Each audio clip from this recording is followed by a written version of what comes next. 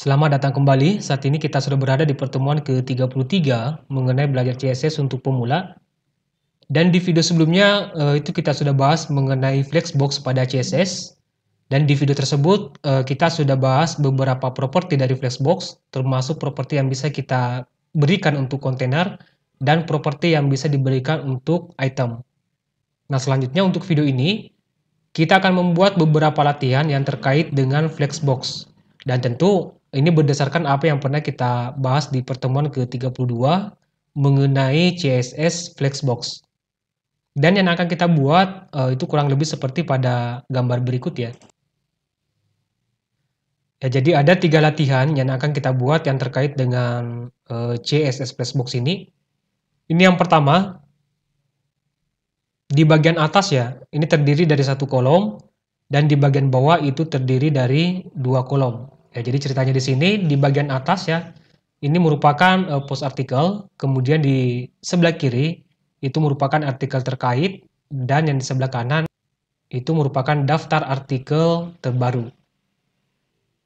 Nah, selanjutnya contoh yang kedua, ini hasil modifikasi dari latihan pertama, di mana di sini terdiri dari 3 kolom ya. Nah, kolom pertama dan kolom ketiga itu memiliki lebar yang sama, sedangkan kolom yang kedua itu memiliki lebar yang berbeda. Ya, berbeda dari kolom pertama dan kolom ketiga. Nah, kemudian yang ketiga, kita akan buat latihan seperti ini. Ya, ada gambar, kemudian judul artikel, dan isi artikelnya. Nah, baik, sampai di sini silakan teman-teman jalankan aplikasi Visual Studio Code-nya. Kita akan siapkan file pertemuan 33 yang akan kita gunakan sebagai file latihan yang terkait dengan flexbox. Nah, di sini saya buat file baru ya. Klik tombol new file. Nama filenya adalah pertemuan _33.html. Sampai di sini saya tekan tombol enter di keyboard. Oke, sekalian kita siapkan untuk file CSS-nya ya. Ini saya scroll ke atas. Kita aktif di folder CSS. Lalu klik tombol new file. Nama filenya ini style_33.css. Oke, sampai di sini saya tekan tombol enter di keyboard. Nah, untuk sidebar sebelah kiri ini untuk sementara saya hati ya. Ini supaya area kerja kita agak luas dilihat. Nah, selanjutnya kembali ke file pertemuan 33.html. Kita akan buat struktur dasar dari HTML, tanda seru seperti ini. Lalu enter di keyboard. Untuk title-nya ini saya isi latihan flexbox. Nah, selanjutnya di bagian body. Di sini kita butuh kontainer ya, dan beberapa item di dalam kontainer yang akan kita gunakan sebagai bahan latihan yang terkait dengan flexbox. Nah, pertama, di sini saya butuh kontainer ya. Ini kontainer yang berada di luar. Namanya kontainer main. Ya, karena ini ada beberapa nanti kontainer di sini. Kemudian di dalam kontainer main ini, kita akan membuat beberapa item. Item yang pertama, jika kita lihat dari contoh latihannya ya, ini latihan pertama. Ini ada 3 item. Item pertama itu untuk post artikelnya atau kontennya ya. Kemudian item yang kedua itu daftar link atau navigasi. Kemudian item yang ketiga itu merupakan daftar artikel terbaru. Oke, kita akan coba buat. Di sini di dalam kontainer main kita butuh kelas di sini. Nama kelasnya adalah konten. Titik konten, lalu tab di keyboard. Nah, di dalam kelas konten ini saya enter satu kali. Di sini saya butuh beberapa elemen HTML untuk saya tempatkan di dalam kelas konten. Yang pertama ada tag H3. Untuk H3-nya ini saya isi dengan judul artikel. Kemudian saya enter lagi di bawah tag H3. Saya butuh paragraf di sini ya. Tag P, kemudian lorem untuk merandom sebuah teks ya. Ini lorem 100, lalu tab di keyboard. Oke, untuk item pertama sampai di sini sudah selesai ya. Ingat nama kelasnya adalah content. Kemudian di bawahnya ya, di bawah div ini,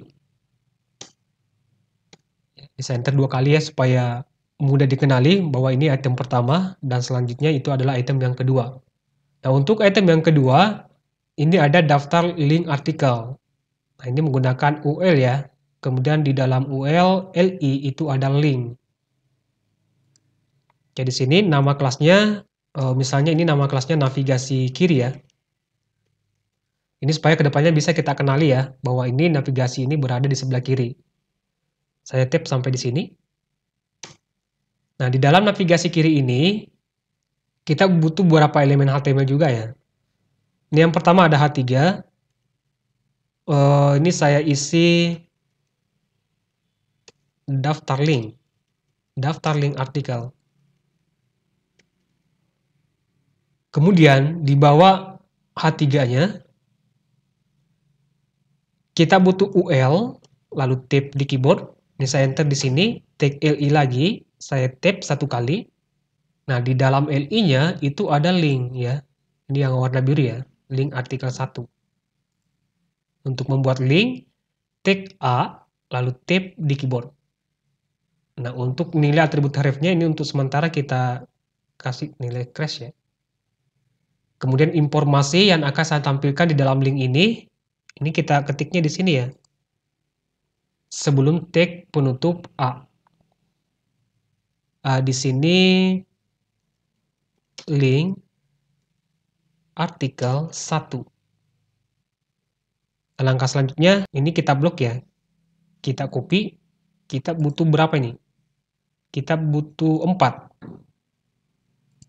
Kita copy, alternatif shift, lalu arah panah bawah. 1, 2, 3, 4. Ini saya ganti ya. Ya, sebenarnya ada cara yang lebih mudah untuk membuat link seperti ini ya.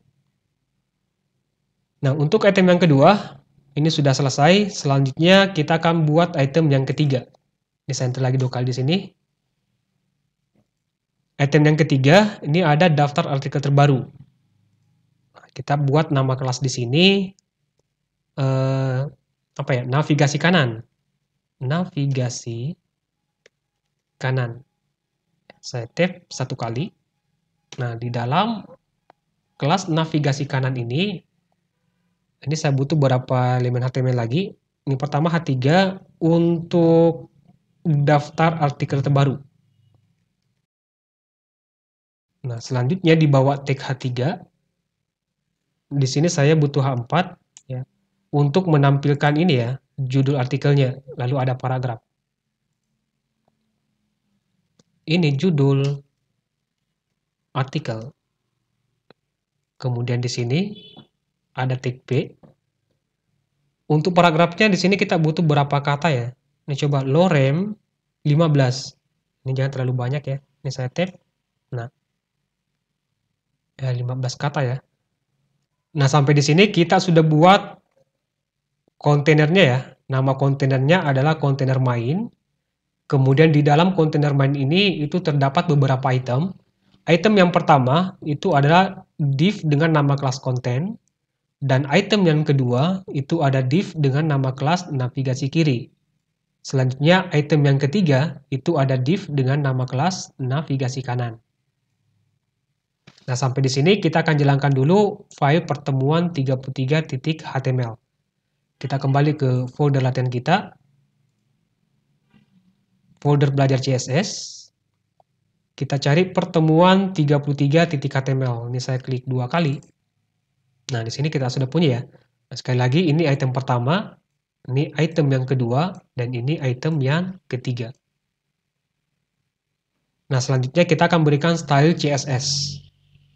Pertama yang akan kita lakukan, ini kalau kita lihat di contoh latihannya ya. Untuk layout pertama atau latihan pertama, di sini ada warna background. Ini bisa kita gunakan selektor body ya untuk memberikan warna background. Kembali ke Visual Studio Code, di style 33.css. selektornya adalah body ya. Untuk memberikan warna background, ini kita gunakan properti background color. Untuk warnanya ya, ini saya gunakan kode warna dari heksadesimal CC. Oke, sampai di sini. Ini kalau saya refresh web browsernya, nah ini belum ada perubahan apapun ya. Itu karena kita belum menghubungkan ya file style33.css ini dengan file pertemuan 33.html. Nah, untuk menghubungkan file HTML dengan CSS ya, di pertemuan 33.html di atas tag title ya, kita akan panggil file style33.css. Saya enter satu kali di sini. Gunakan tag link untuk memanggil file CSS, lalu tap di keyboard. Kemudian nilai di dalam atribut hrefnya, ini pertama folder CSS. Ya, kenapa folder CSS? Karena file CSS-nya kita buat di folder CSS ya. Kemudian kita cari style33.css. Nah, ini ya, saya klik. Oke, sekarang kita sudah terhubung dengan style33.css. Oke, sekarang kalau kita kembali ke browser, saya refresh. Nah, langkah selanjutnya, kita akan berikan style default ya di setiap kelas ya. Ya, termasuk kontainer dan beberapa item di dalamnya. Yang pertama kita lakukan di sini itu memberikan style default untuk si kontainernya terlebih dahulu. Ya, kita akan tentukan lebar dari si kontainernya. Di sini titik container main, kita kasih property width di sini untuk menentukan lebar dari si kontainer. Anggaplah di sini 900 pixel. Kemudian supaya kontainer ini berada ke tengah, ini saya kasih properti margin di sini, margin auto. Ya, sampai di sini saya refresh lagi browsernya. Nah, dengan properti margin dengan nilai auto, maka si kontainernya itu akan dibawa ke tengah secara horizontal dan akan diberikan space margin yang rata ya, kiri dan kanan. Oke, selanjutnya kita akan berikan properti default untuk si konten ya, kelas konten. Ini item yang pertama. Saya enter satu kali di sini, titik konten. Pertama di sini kita kasih properti background color ya.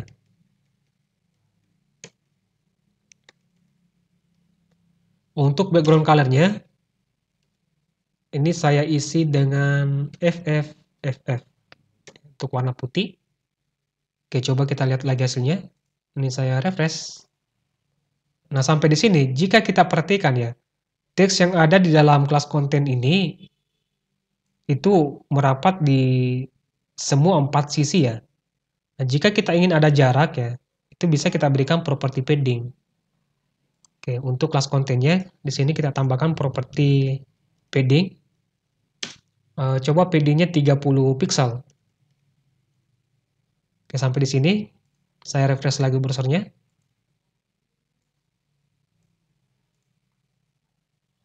Nah, selanjutnya untuk item yang kedua. Untuk item yang kedua ya, ini. Nama kelasnya adalah navigasi kiri. Titik navigasi kiri. Nah, yang kita berikan di sini pertama itu warna background juga ya.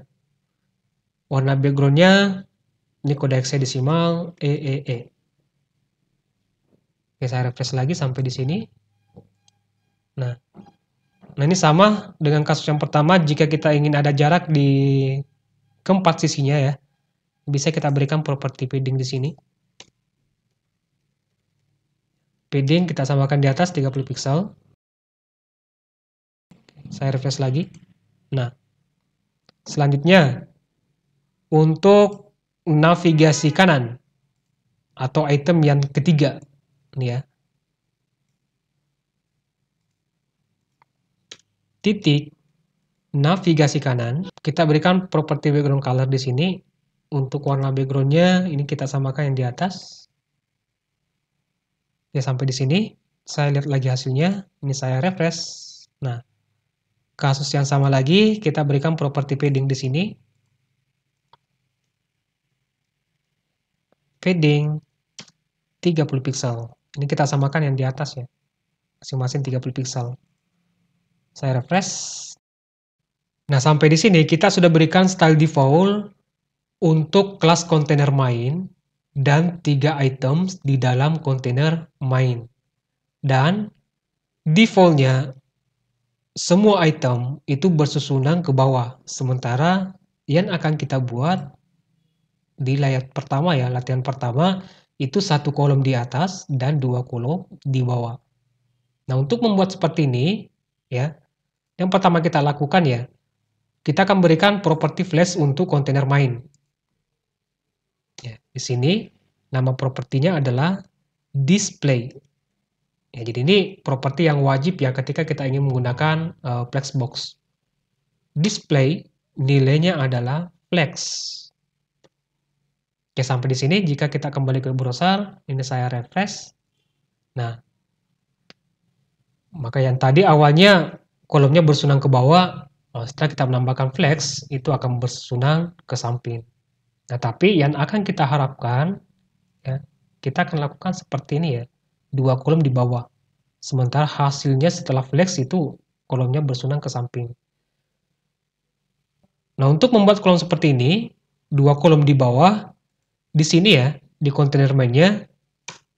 Nah, jika teman-teman pernah mengikuti pertemuan ke-32 mengenai CSS Flexbox, ya, saya rasa teman-teman sudah bisa tebak di sini properti apa yang bisa kita berikan di sini supaya kedua kolom tersebut itu turun ke bawah. Yaitu kita berikan di sini properti yang namanya flex wrap. Nilainya adalah wrap. Kita lihat hasilnya di browser, ini saya refresh. Nah, jadi itu kita paksa kolomnya ya.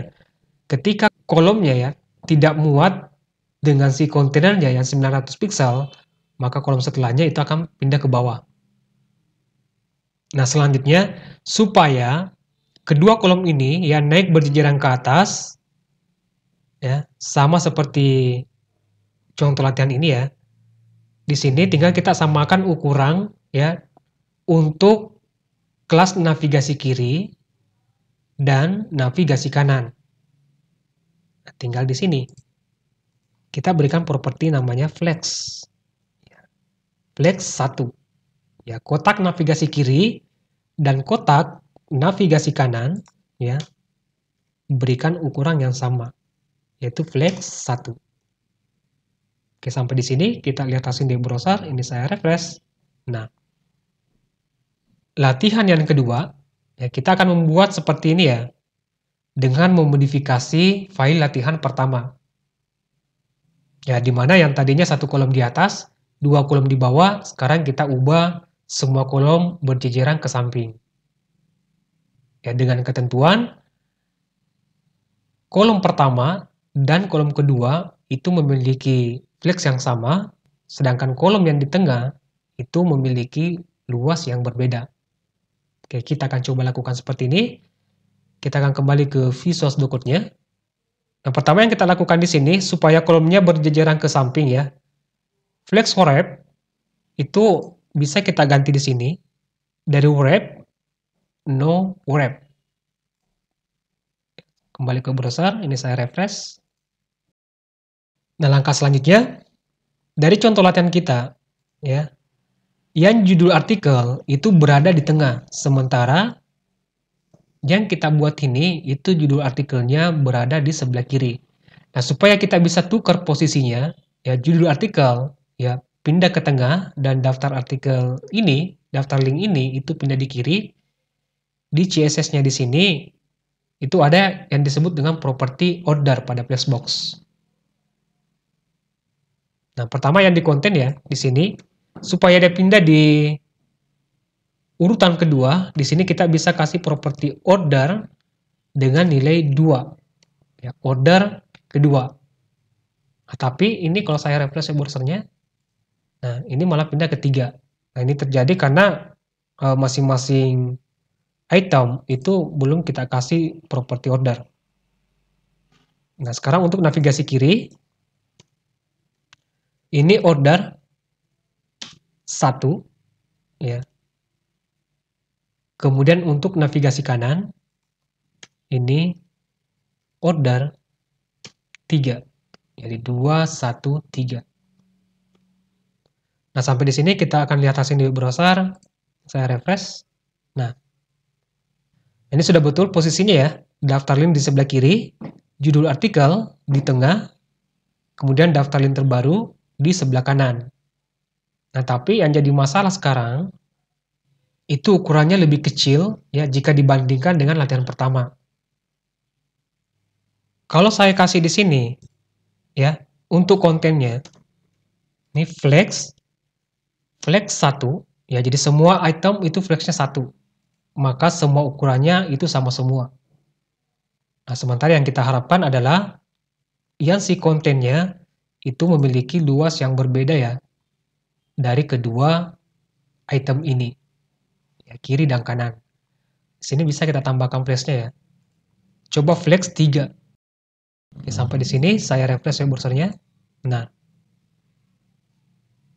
ya jadi itu salah satu cara untuk menggapai hasil yang seperti pada gambar berikut. Nah, cara yang kedua, kita bisa menentukan lebar dari si konten ini, ya tanpa menggunakan flex. Yang flexnya kita hapus. Ini saya tentukan lebar dari si konten ini. Anggaplah misalnya di sini 400 pixel. Oke, kembali ke browser, ini saya refresh. Nah, maka akan dapat hasil yang sama seperti pada contoh latihan kita. Nah, sampai di sini kita sudah mencapai hasil pada contoh latihan kita ya. Latihan pertama dan latihan kedua.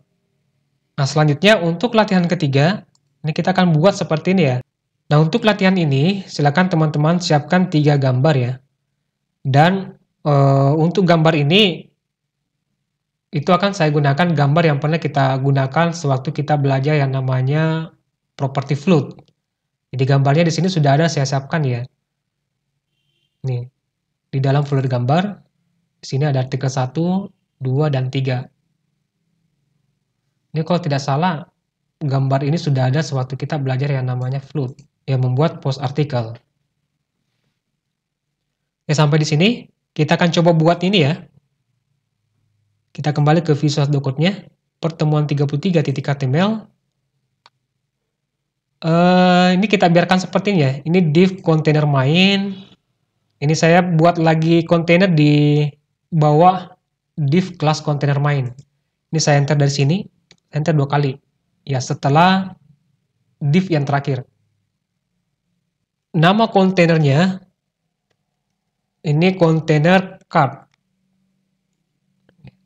Nah, di dalam kelas container card ini ya kita butuh 3 items ya. Ini bisa nanti kita copy. Items yang pertama kelas card.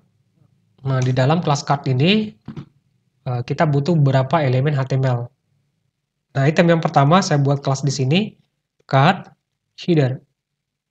Nah, saya tap di keyboard. Dan isinya untuk kelas card header ini itu berupa gambar ya. Untuk memanggil gambar di HTML kita gunakan tag img. Lalu nilai di dalam atribut src-nya itu merupakan alamat di mana file gambar tersebut kita simpan ya. Ini sudah ada di folder gambar ya. Berarti di sini foldernya gambar, lalu slash, kemudian nama gambarnya. Artikel underscore 1.jpg. Ya, ini saya klik. Nah, kemudian di bawah div card header ini, ya ini saya enter 1 kali. Saya butuh H4 di sini untuk judul artikelnya. Lalu di bawah H4 ini saya butuh tag P di sini. Saya isi dengan lorem 20. Saya tap di keyboard. Oke, sampai di sini coba kita lihat hasilnya dulu di web browser ya. Ini saya refresh. Nah, ini hasilnya akan seperti ini bentuknya ya.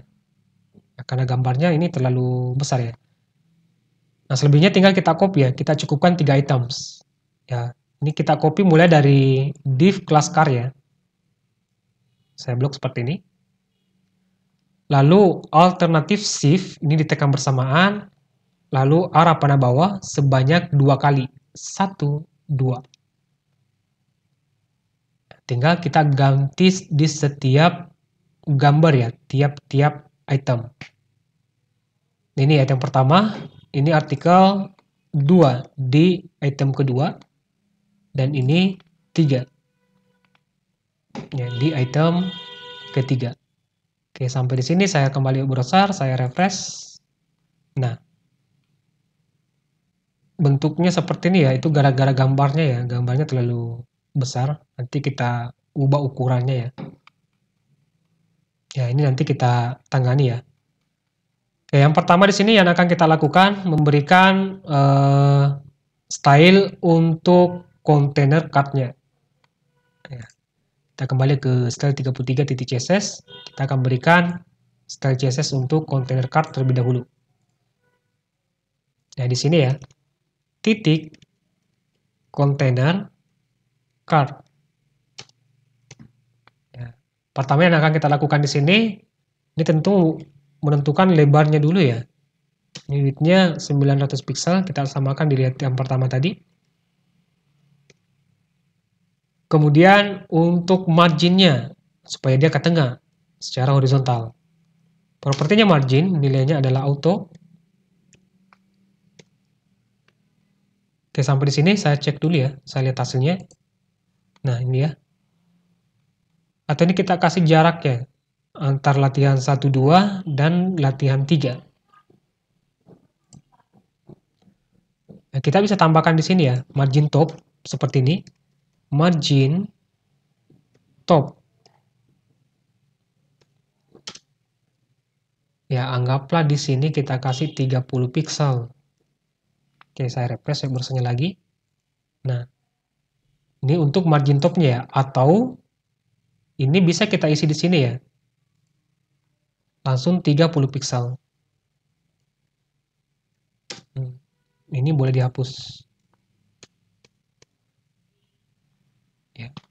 30 itu berlaku untuk atas dan bawah, yang auto itu berlaku untuk kiri kanan.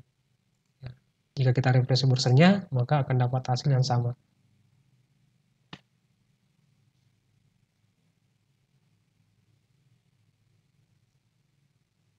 Nah, langkah selanjutnya, kita akan berikan style default untuk tiap-tiap itemnya. Nah, untuk itemnya itu menggunakan kelas card ya.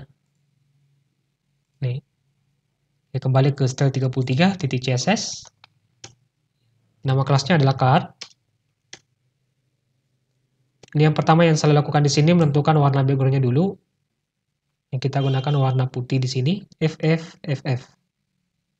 Ini saya cek lagi hasilnya. Ini sudah betul.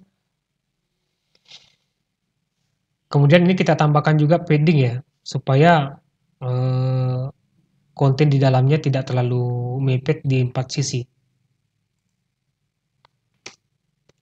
Ini padding. Coba ini 10 pixel ya. Saya refresh. Nah,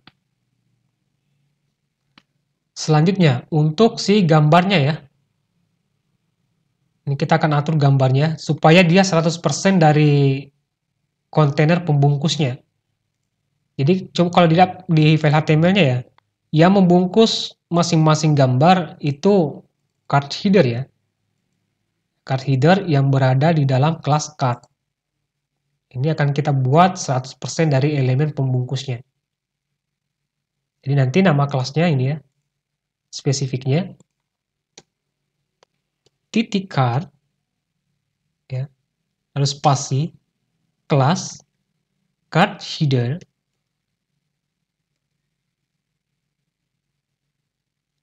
kemudian img. Ya, jadi ini dibaca, carikan saya tag img ya, yang berada di dalam kelas card header, yang berada di dalam kelas card. Berikan properti CSS. Propertinya tentukan lebar dari gambar ini, yaitu 100% ya, dari elemen pembungkusnya, yaitu card header. Oke, sampai di sini kita lihat hasilnya di web browser, saya refresh. Nah, maka semua gambar itu 100% dari elemen pembungkusnya. Ini kalau dilihat ini penuh ya. Ya, kenapa? Karena kita tidak menentukan lebar dari kelas card-nya. Nah, coba di card di sini saya tentukan lebarnya menggunakan property width. Anggaplah di sini 32%.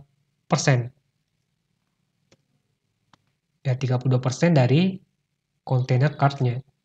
Oke, sampai di sini saya refresh web browser-nya. Nah,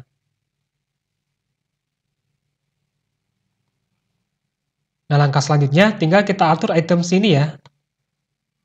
Ini itemnya bersunang ke bawah. Nah, ini tinggal kita atur supaya itemnya berjejeran ke samping. Ya, kita kembali ke Visual Studio Code-nya. Kita cari kontainernya, kontainer card di sini. Propertinya apa?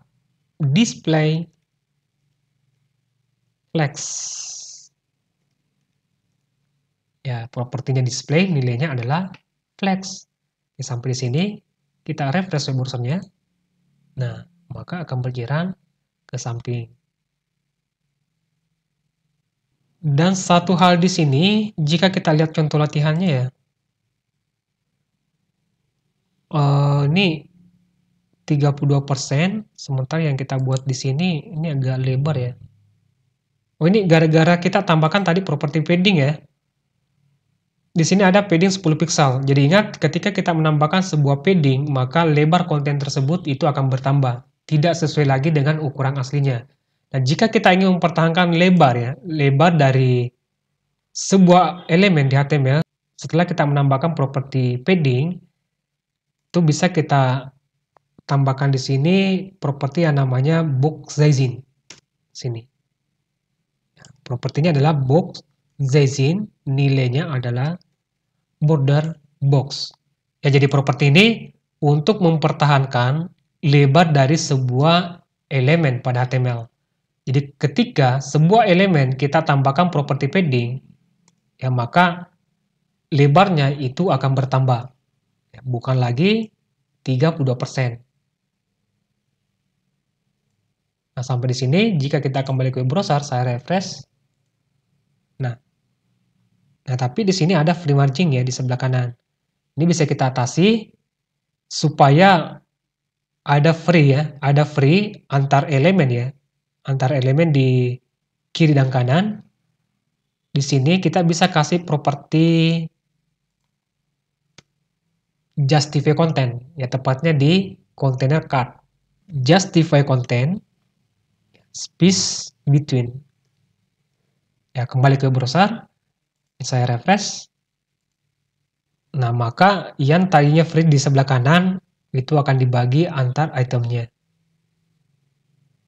Nah, jika ingin nilai yang lain, selain space between, ini ada space around. Kita lihat hasilnya, ini saya refresh. Nah, maka ini akan diberikan jarak yang sama ya. Di sebelah kiri, di sebelah kanan, dan antar elemennya itu akan dibagi rata. Nah, selain ini, itu ada space evenly. Nah, untuk space evenly, ini kalau saya refresh, nah, ini tetap akan diberikan free margin ya di kiri kanan. Tapi untuk margin antar items itu lebih sedikit ya, dan akan diberikan jarak yang sama antar elemennya. Jadi ini pernah kita bahas di video sebelumnya ya, mengenai properti flexbox pada CSS. Itu tepatnya di pertemuan ke-32 mengenai belajar CSS untuk pemula. Ini saya kembalikan ya. Justify content nilainya adalah space between. Ya, di sini tidak ada free margin kiri kanan, tapi marginnya hanya diberlakukan untuk antar elemen, ya, elemen 1, elemen 2, kiri kanannya. Ya, jadi ini latihan kita yang terkait dengan CSS Flexbox. Dan tentu ini berdasarkan apa yang pernah kita pelajari di pertemuan ke-32 mengenai CSS Flexbox. Nah, baik, untuk video ini saya rasa cukup. Semoga bermanfaat dan sampai jumpa di video berikutnya.